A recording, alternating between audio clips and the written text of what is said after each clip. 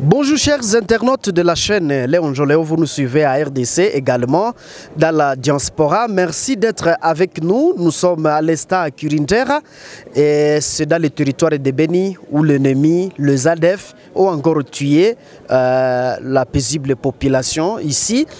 Et ce 17 morts jusqu'à présent et des maisons incendiées.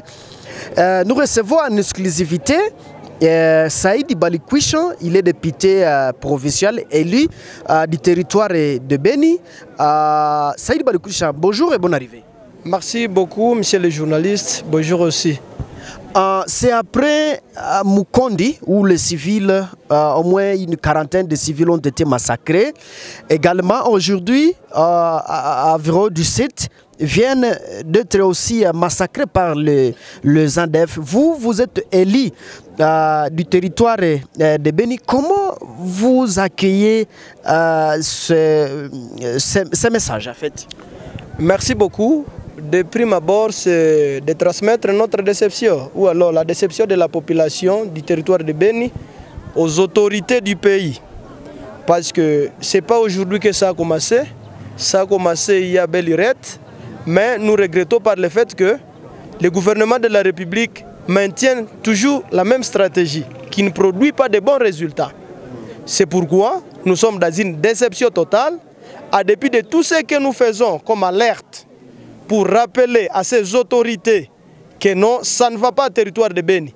Mais ils ne prennent aucune disposition pour garantir la sécurité à la population. Oui. Cette semaine, nous venons de totaliser plus de 60 personnes massacrées, donc tuées à la machette. Le mardi 7 mars, c'était à Vihio, dans le Graben. Les ADF ont massacré par machette 7 personnes que j'ai moi-même enterrées.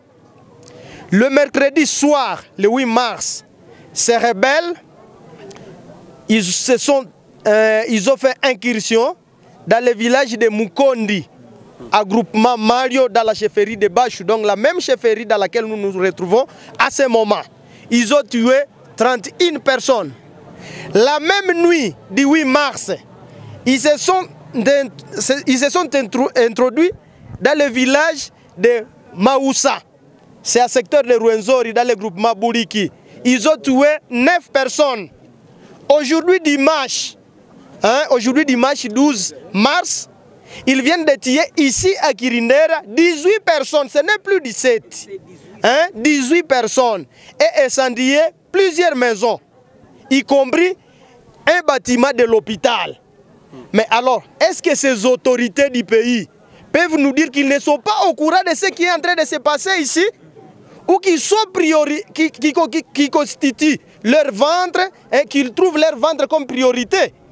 Mais en tout cas, à l'instant actuel, on ne sait plus quoi dire parce que tout ce qu'on peut dire, on l'a déjà dit. Mais on ne se fatiguera jamais. On se répète en disant que nous n'avons plus besoin de rien ici. Nous ne demandons que la paix. Avec la paix, nous sommes libres de nous reconstruire. Nous n'avons pas besoin de tôles. Nous n'avons pas besoin des assistances humanitaires. Nous n'avons pas besoin de quoi que ce soit. Nous avons seulement besoin de la paix. Oui. C'est inconcevable que l'armée de la République enregistre toujours des échecs sur des groupes armés qu'on qualifie de terroristes.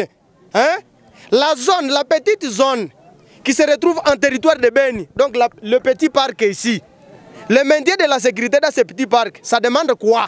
Ou alors on peut dire que seulement les autorités n'ont pas la volonté de calmer la situation. Chaque fois ils disent non, nous repoussons l'ennemi, nous faisons ceci ou cela. Pourquoi ils ne tuent pas l'ennemi? Ils ont quelle convention avec l'ennemi pour ne pas le tuer alors que l'ennemi est en train de tuer la population? Tu sais, avec la coalition UPDF et FARDC, ils sont en train de mener des opérations dans les Moualika. Et d'ailleurs, il y a même des otages libérés, honorables. La population a besoin du résultat. On ne nous dira pas que non, il y a des opérations conjointes qui sont en train de produire de bons résultats alors que l'ennemi est en train de continuer à opérer. Il faut prendre la distance, monsieur le journaliste. Quitter la rivière Semuriki jusqu'ici, pas moins de 20 km. Alors quand l'ennemi quitte la rivière Semuriki jusqu'à Kirindera, Où sont les services de renseignement? Où est l'armée à ce moment-là? Alors qu'il ne cesse de nous distraire. Que non, il y a des opérations qui sont à court. Nous avons besoin des opérations, des vraies. Hein? Des opérations que la population va témoigner les bons résultats. Mais ici, on ne ressent rien. On ressent seulement des tracasseries militaires. Quand ils te voient en train de rouler sur ta moto, ils disent non, toi tu es suspect. Tu es arrêté.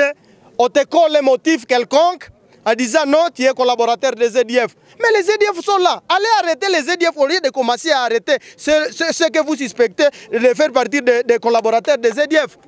Mais quand quelqu'un se constitue à groupe d'autodéfense ou alors se constitue en disant non, moi j'ai un problème sécuritaire, je n'ai pas où aller, je vois comment me préparer avec ma machette pour que je m'assiste moi-même à cas de danger. La légitime défense, c'est légal, c'est autorisé. Mais on va te récupérer, on te met en prison en disant que non, tu fais partie des malfaiteurs.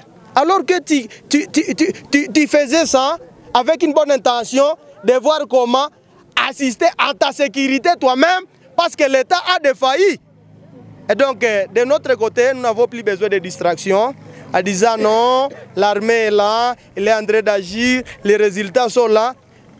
C'est au peuple, ils doivent demander, ils doivent poser la question au peuple pour dire est-ce que ça va ou ça ne va pas? Qu'est-ce que vous proposez comme piste de solution? Au lieu que des solutions soient taillées dans des bureaux climatisés à Kinshasa, il faut que les autorités du pays aient le courage de descendre sur le terrain pour poser la question aux populations. Est-ce que cet état de siège continue à produire de bons résultats ou pas? Comme ça, si la population témoigne que ça ne produit pas de bons résultats, à quoi bon continuer avec un médicament qui n'aide pas le malade à guérir? Donc pour toi, en fait, l'état de siège ne fait rien. Pour moi. Pas seulement pour moi. Transformez votre micro ici en micro baladeur. Posez la question à toutes ces populations qui sont ici. Ils vont vous dire que l'état de siège ne produit pas de bons résultats. Ce n'est pas à dire qu'on n'aime pas l'état de siège. C'est une décision du président de la République. Mais qui n'a pas produit de résultats. Nous pouvons lui suggérer de changer la stratégie, de nous amener une autre stratégie. C'est comme à l'hôpital. Quand il y a un malade et que l'infirmier lui prescrit des médicaments qui ne sont pas à la hauteur de lui faire guérir, mais on change de médicaments. Pourquoi avec l'état de siège, nous venons de faire plus d'une année sans qu'il y ait des changements positifs? Pourquoi le gouvernement continue à maintenir cet état de siège? Mais je crois qu'il faudrait que nos députés nationaux voient comment suggérer au président de la République des stratégies qui peuvent être utiles pour la population. Ça sera aussi pour l'intérêt du président de la République. Ce n'est pas à dire que je ne l'aime pas. Moi, je l'aime et j'aimerais qu'il puisse réussir. Parce que la réussite du président de la République, c'est notre réussite aussi, nous, population. Oui, honorable, je rappelle que vous êtes élu du territoire de Beni. Si on vous demanderait de donner conseil au chef de l'État, qu'est-ce que vous diriez? Au chef de l'État, je peux suggérer quelque chose que je suppose utile. En Ouganda, il y avait de telles blagues, mais le président Museveni s'était comporté en homme d'État. Il avait distribué des armes aux personnes bien connues dans des villages. Tu sais, ici, ce n'est pas l'armée qui est attaquée par les ADF. Si vous comptez des cadavres ici, il n'y a même pas un militaire. Même partout, là à Bihion, vous allez être, soyez curieux, vous allez constater qu'il n'y a même pas un militaire. Ayez le courage d'arriver même à Maoussala où j'étais avant-hier. Aucun militaire. Donc, ce sont des civils qui sont attaqués. Alors pourquoi laisser les armes aux personnes qui ne sont pas cibles des EDF? Il faut, moi je crois que je lui suggérerais de donner des armes à certaines populations bien identifiées. Pour que quand l'ennemi entre dans le village, les populations alertent. Et la personne qui a cette arme-là sort de sa maison et commence à attaquer l'ennemi. Comme ça, l'ennemi sera anéanti. Pourquoi donner l'arme à la personne qui n'est pas cible des attaques? En tout cas, ça ne se conçoit pas. Ça ne se conçoit pas bien. Moi, si j'ai la chance si j'ai la chance d'échanger avec le président de la République, c'est ce que je vais lui suggérer. Et c'est très simple. En Ouganda, vraiment, c'était comme ça. Et les problèmes avaient trouvé solution dans moins de 2 mois. Et actuellement, l'Ouganda est calme, très stable d'ailleurs. Oui. Avant de vous laisser, avez-vous un mot de la fin, honorable Saïdi Balikwisha? Et mot de la fin, c'est de dire encore une fois, de transmettre nos compassions à la population de Kirindera et de tout Béni territoire. Parce qu'aujourd'hui c'est Kirindera. On ne sait pas demain ça sera où. Hier c'était à Bihio. Avant-hier c'était à Maoussa. On ne sait pas demain ça sera où. Au lieu qu'ils nous amènent ici des positions militaires parce qu'ici ça a été attaqué aujourd'hui, tant mieux qu'ils voient comment prévenir les risques d'incursion dans d'autres villages. Et moi, à l'instant actuel, comme ils disent qu'ils sont déjà en partenariat avec l'armée ougandaise, qu'ils voient comment étendre des positions de l'armée ougandaise, ça est là dans les pieds, et sur les pieds des collines qui surplombent les Graben. Comme ça, l'ennemi sera condamné à rester dans les Graben. Et là, l'armée peut pilonner facilement, tout en sachant que la population est à l'abri du danger.